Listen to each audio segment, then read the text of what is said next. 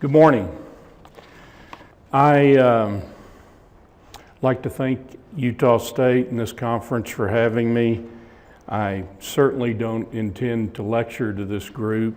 I'm an ex-trial lawyer and I'm trying to reform for 30 years of trial work. And I don't have the background that many of you have in biology, science, and land restoration and or mineral development. Although I am from Texas and I do have some wells that thankfully produce and help me take care of some of my dreams, but that's why we're here today, to figure out how we balance those and can achieve these mixed goals. I built a team at the High Lonesome Ranch because of my lack of qualifications. I feel like I've surrounded myself with a team that can hopefully help me fulfill my dreams for the ranch and the area, and also try to be a model that helps inform and inspire others. We'd also like to give rise to new ideas out there in the community and learn from the things that we are studying and doing at the ranch. We'd also like to, within the spine of the continent, export what we find to others and make our ideas affordable to folks that are ranching for a living and might not have the abilities and the background and the opportunities that my partners and I are very fortunate to share. So what is HLR? It's about 325 square miles of our deeded and permitted BLM lands. We don't have any Forest Service lands. We don't have any state lands. And our lands are formed based on the topography of the high mountain mesas and the valleys that were homesteaded below, along with the mesa mountaintops. It's pretty hard to get in. We pretty much control most of those lands. I know that's a discussion in itself, but I hope that the practices that we practice on the land allow for a conserved landscape and a healthy and biodiverse mountain. We have the special recreation permits from the BLM in the area and all of the grazing permits that came with the ranches that we purchased. I purchased the first ranch parcel in 1994 and have made about 20 purchases since then, including one a few weeks ago. So we're still growing the ranch and trying to turn it into a full watershed and landscape size entity. The ranch is located east and north of Grand Junction, Colorado, back toward Debec, and then north of Debec up the Roan Creek drainage. And those of you familiar with Mule Deer probably seen or heard of that. That's Mesa and Garfield counties. We're very fortunate. The ranch, I say we have everything like root beer, A to W. We've got antelope and we've had wolves passing through. So everything in between, from moose to lion to bears to turkeys, and to a very healthy fish population. At the ranch, what do? We fish, we hike, we wing shoot, we bike, we big game hunt, we bird, we photograph, we farm, we ranch, and we will develop minerals on the ranch with a third-party exploration and production company. I think that's a very important item of our mixed-use philosophy at the ranch. I grew up a butcher's son from Bay Cliff, Texas, and have been pretty fortunate in life since that time. And I am still not wealthy enough to be able to conserve this landscape into the future. So I hope that our mixed uses will enable us to conserve these lands and take care of this landscape long after I'm gone, and that's what I stay up at night worrying about. No matter what we're doing, whether it's the recreation, the farming, or the ranching, we've always got conservation goals at the forefront of our activities. And you might say, how do I do that with no background in science or biology? First of all, I've probably read every book that Hal Salwasser or Christina Eisenberg or Michael Saleh or Fred Bryan or John Torborg have given me. That's helped. I've also got a great team of folks that work on the land, and I think that sometimes if you're figuring out how to balance energy development and conservation goals, it's not just about science, it's not just about academia. I think it should be, and we should always remember that it's a lot of landscape professionals and associates at our ranches and our lands out working on the landscape daily. And if we fail to take into account what they have to say and what they experience, I think you're missing a big team element. So I would encourage everybody, whether it's the oil and gas, whether it's the federal government and the agencies, or if you're an individual landowner, I think it's about who our associates are on the ground, as well as the good science and academic and institutional relationships we form.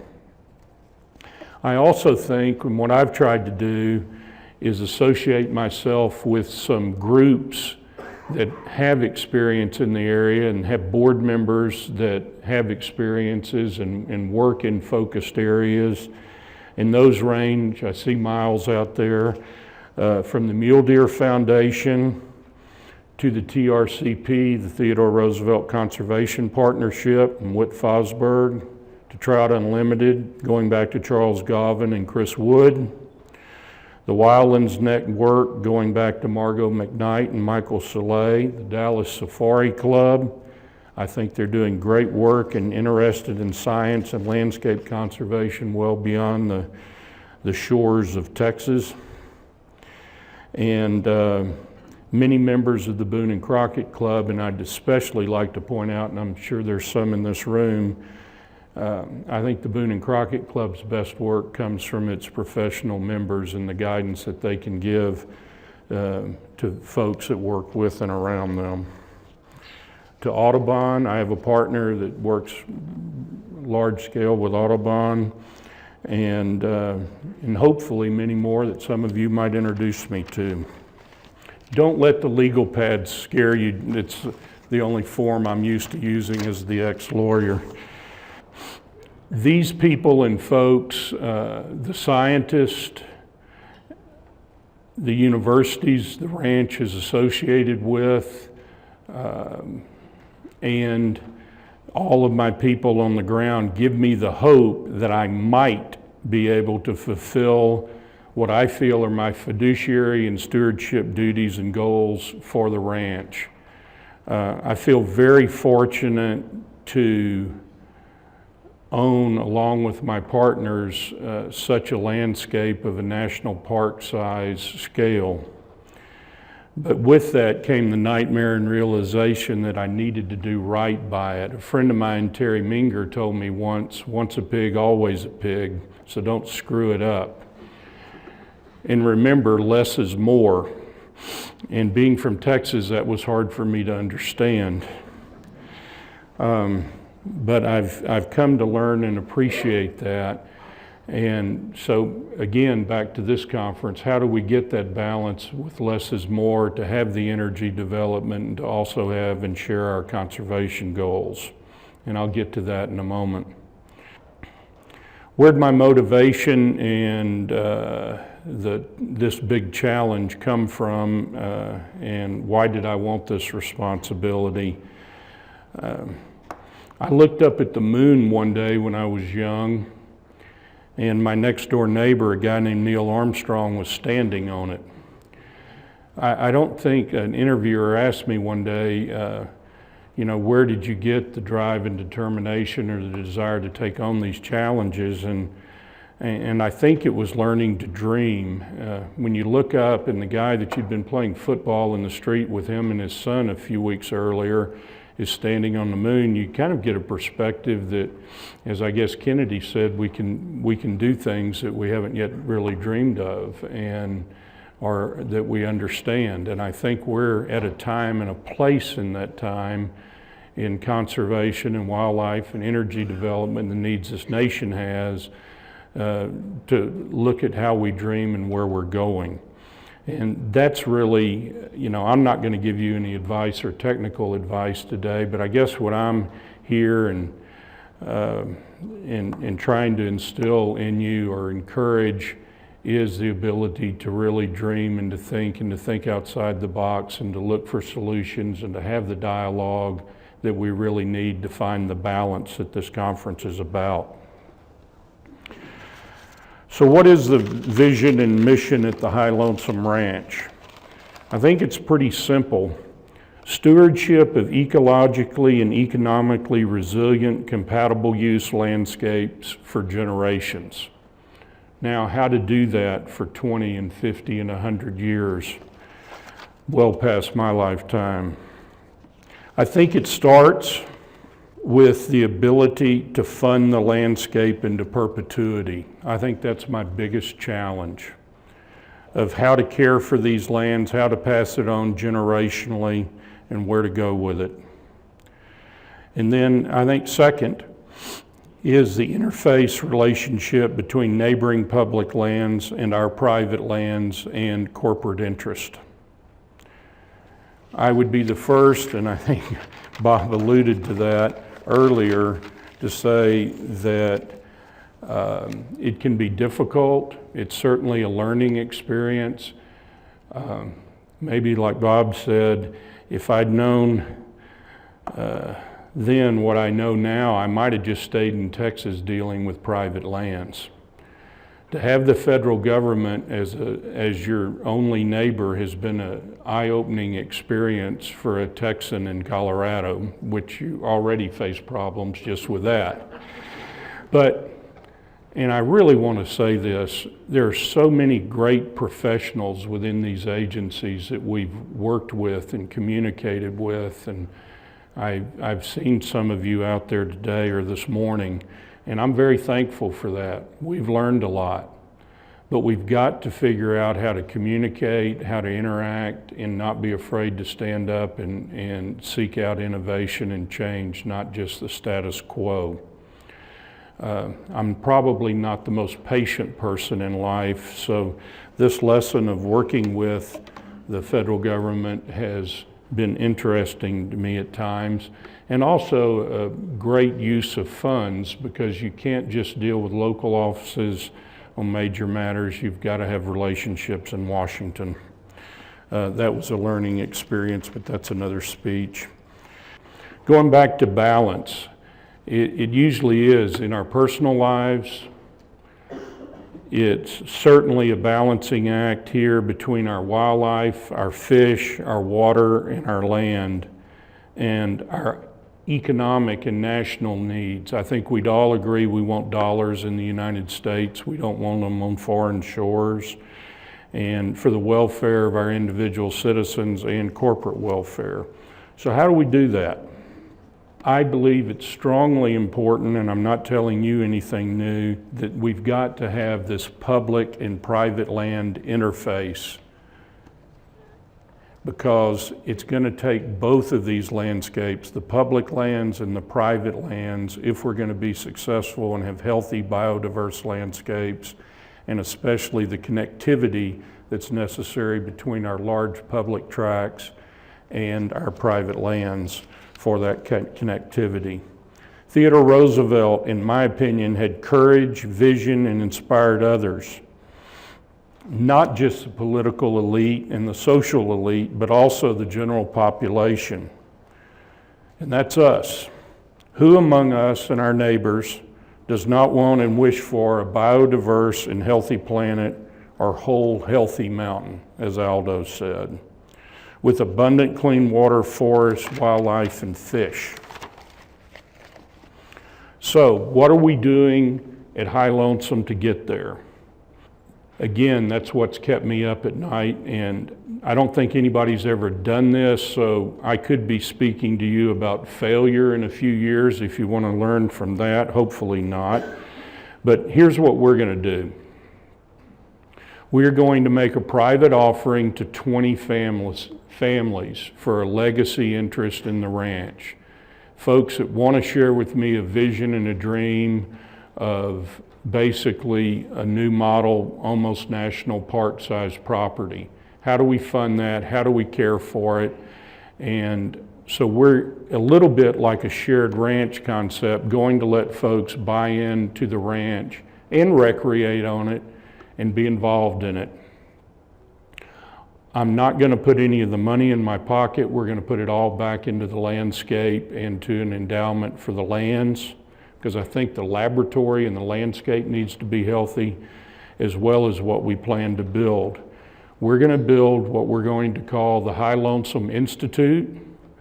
I've hired Hal Salwasser as my first institute director, interim, while we're building the institute and raising the funds. What we hope to do there, and to share with others, is to have great universities doing graduate level science on the ranch. Again, it's a little selfish. I hope to use that science to help me make management decisions, and I hope to export that science as other places do. The Clayburgh Institute comes to mind, the Jones Institute, Adirondack, Rocky Mountain Biological Labs. Those folks have been very helpful in sharing information with us. We have a 17-mile stream restoration project we're going to undertake. It'll probably be our leading. It's really not a stream restoration, it's really a valley restoration to restore the entire length of the watershed going into the Roan Creek and down into the Colorado River.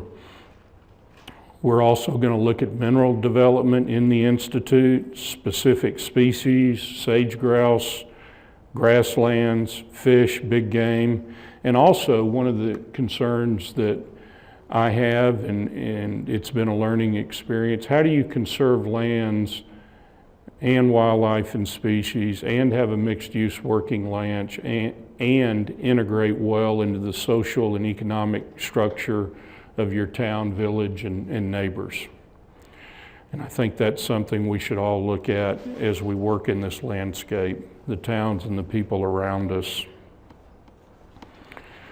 I hope through the Institute at the ranch that we can share science up and down the spine of the continent and the Rocky Mountains. Joining us, we already have some universities, and we hope we'll have others, including Utah State. We've got Oregon State, working with Michigan State, hopefully Stanford, CSU, Colorado, Prescott, and others. We want the ranch to be hopefully a large working laboratory for these universities and their grad students. How are we going to accomplish that? We'll put the entire ranch, as we've worked through our land planning, we have it all LIDAR mapped and GIS overlaid. So we've already got the tools for them to work with on that landscape. Those conservation easements will be written where they'll allow for oil and gas development and take that into account at the time and the science studies going on. In conjunction with our normal activities, we are a cattle ranch. Some folks have said, oh, Paul's out there ranching with money and they're just doing science. That's not true. We have a full cow-calf operation. We're looking at a bison operation in some of our valleys. We work closely with the Turners on that. And we have large-scale human recreation with our big game hunting and our birding, hiking, and the other activities that I mentioned to you earlier. But I also truly believe in the oil and gas and mineral development, and that's what we're here today for. I put my lawyer hat on a few years ago, and I kicked all the oil companies off of our lands for various breaches of prior leases and activities upon the landscape. But that wasn't with the intent to keep them off. It was just with the intent of leveling the playing field. And we will invite a major oil company and an independent back in to do exploration and production in the area, and there's a lot of it around. We're in a unique landscape there. We're next to the Piceance Basin, although we don't have roads all over our mesa tops, and I'm not sure why they need to be there anyway, but that's another speech. We are also there where the oil shale studies are going on that Shell has had and Chevron. But our landscape is pretty much untouched, and as I said, there's no exploration or production occurring on our lands. But that will change. They've hit some very large gas wells. Of course, they're the fracking wells, and we thankfully own all of the water rights in the area that came historically with those old ranches. So what we plan to do is, with the Theodore Roosevelt Conservation Partnership, and that's not in litigation, that's in making a model in this instance. We look forward to, and with Steve Belinda in the audience, and his direction, and with Roger Creasy till now, he passed away a few weeks ago, we've tried to build and will build a model, I hope, that goes beyond current best practices in the industry.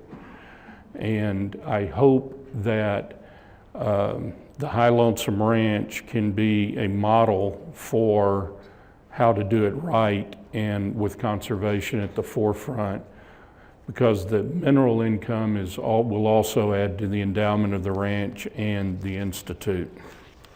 The other thing we're doing in order to, I think, help this balance is to build, and working with other landowners, myself and a few other folks, me not included in this, you would know their names.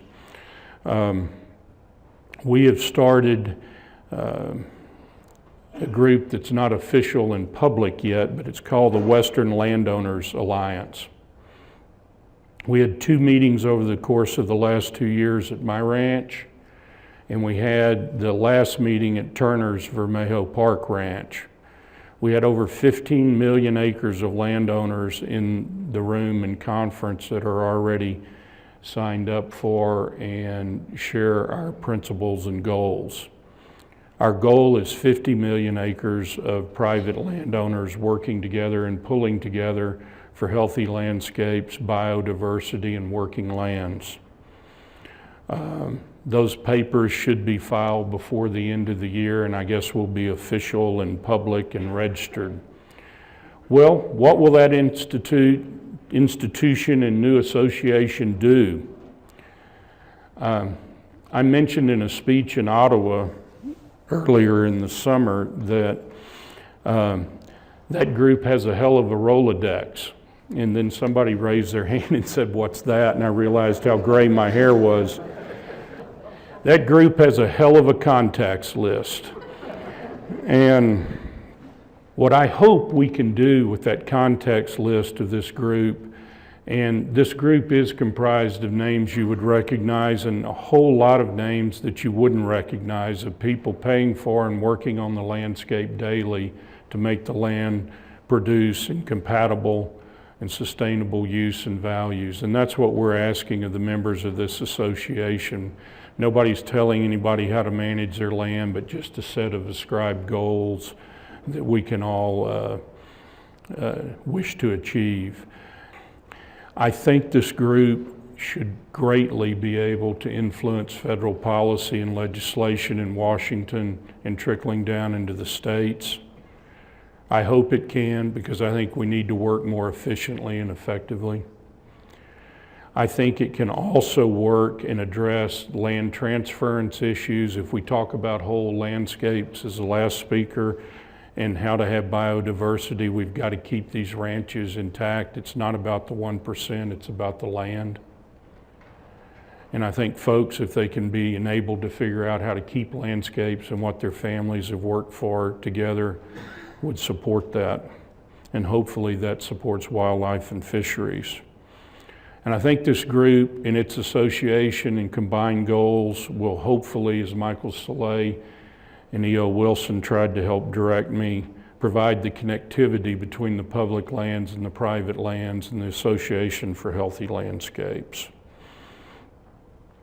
I think that these practices, whether it's our human recreation, whether it's our mixed use, whether it's the Institute, are hopefully revenue sources that will provide us the ability to keep this landscape intact. I've appreciated the opportunity to speak. I flew in from the West Coast and I unfortunately have to depart for the ranch and some meetings and then to the Bahamas for some more meetings with the Prime Minister down there after a hurricane. But I would be glad to take any questions or that you might have. I think I've got 5 minutes if that helps with. Oh, okay. I know I might have rambled a little bit today, but basically my talk was hopefully to talk to you about different concepts and what we're trying to do. And I hope between the Western Landowners Alliance, between the High Lonesome Institute, beyond our conservation goals and our mixed use practices, I've said something that might resonate with some of you on some issue. And I really look forward to finding a balance of working with federal and private lands and being a success in the landscape for all the lands and wildlife. So I thank you for your time and your attention.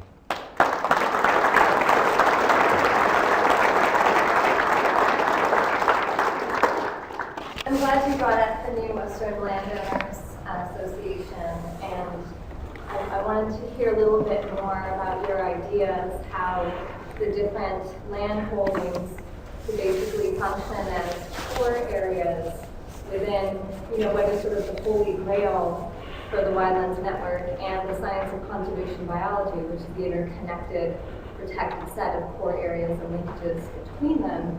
And you mentioned, issues with the matrix, the public lands that would surround those core areas of the private land parcels such as your own and Vermeerhead Ranch, and of course the existing protected wilderness areas and national parks. And you mentioned your new organization maybe having some pull or putting in comments at the top levels of the administrations of some of the public land management agencies. At least that's what I thought I heard you say. And if so, what sort of public land management policies or actions would you hope to see reform on in terms of land uses on those public lands that would hinder the movement across those matrices between the core areas?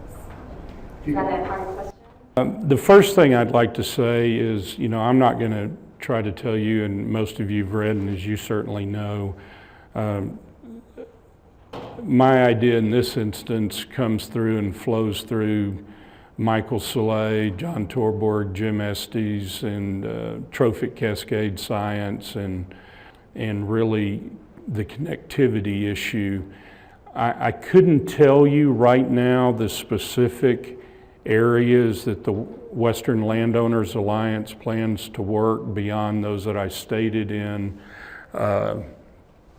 my speech, because we're still trying to formulate those. I don't think we can have 20 goals and be successful in Washington, and I'm actually on my schedule in 2 weeks having a meeting with folks in Washington and other members in a board meeting at the ranch with the board of this group, of which never leave the meeting. You could come back and be elected chairman. So.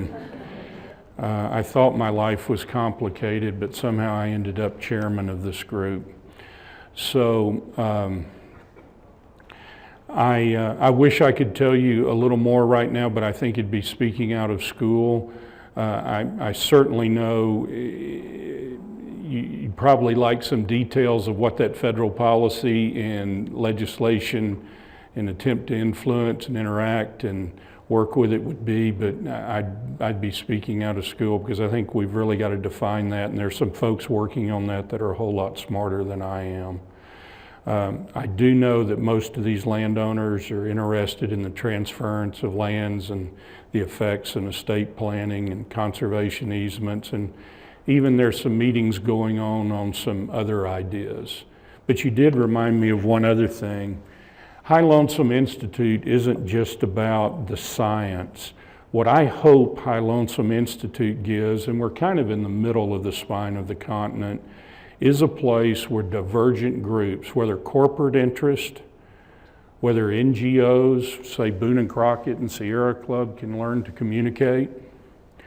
And what I hope High Lonesome can be is a place where these groups and people and executive directors can come together and have dialogue and hopefully find more on what we agree on versus what we don't agree on.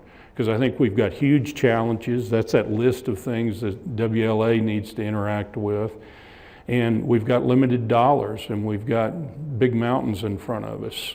So we've got to figure out what we agree on, how we communicate, and we can work together successfully. And I hope the Institute gives people a place to sit down and have dialogue. If they don't agree, call the scientist in from the Institute, try to listen to them. If they say, oh, the science has been influenced by funding, then we can say, oh yeah, well let's get in the truck and go out and look on the laboratory. What does the laboratory, the landscape show us? And so we don't need to just endow the Institute, we need to endow the ranch because it's got to be whole and together for the future. I hope I answered as best I could.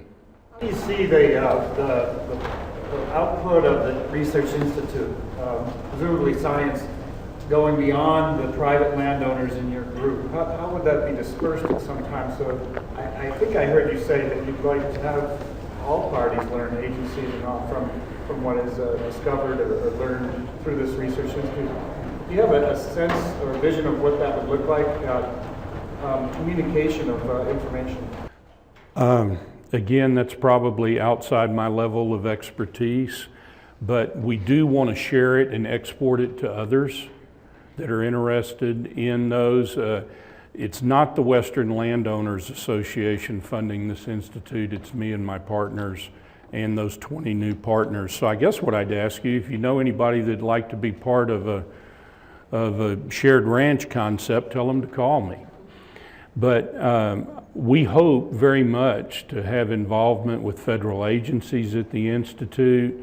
I know there's some folks in the room that we're working with on some goals and ideas on lands and grasses and seeds. And I very much plan for this Institute, as Clayburgh is with the King Ranch in South Texas, and Joseph Jones does. I think they export that through their relationships with students, universities, and the agencies those universities and state land grant schools share with. But I hope that answers the question. But it's not the land. The Western Landowners is not going to own the Institute. The ranch is giving the land to that. They'll just have an office and headquartered there.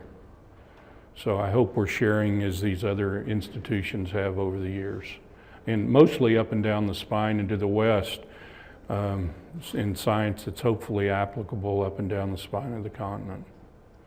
Paul, just to that very point about output, could you speak briefly with the concept, and I think this is what you're primarily addressing, is urbanization of the West, and the aspect of these high valleys, private land holdings that are being subdivided through whatever means, and the concept of really recognizing quite substantially what's occurring with those private lands. The public lands, recognize this aspect of corridor protection, so I think the joining, at least in my perspective, would occur. But I think it would be critical, if you could speak to this, of the urbanization of the West, and how it's important to work with the counties, those landowners and others, conservation easements, etc., and the urgency of time to do this because it's happening very quickly, the concept of urbanization. Well, we got a little time out on that in the last few years. So hopefully the Institute and our work in modeling of some of this, we hired Jones & Jones out of Seattle as our land planners, and also a fellow named Gage Davis.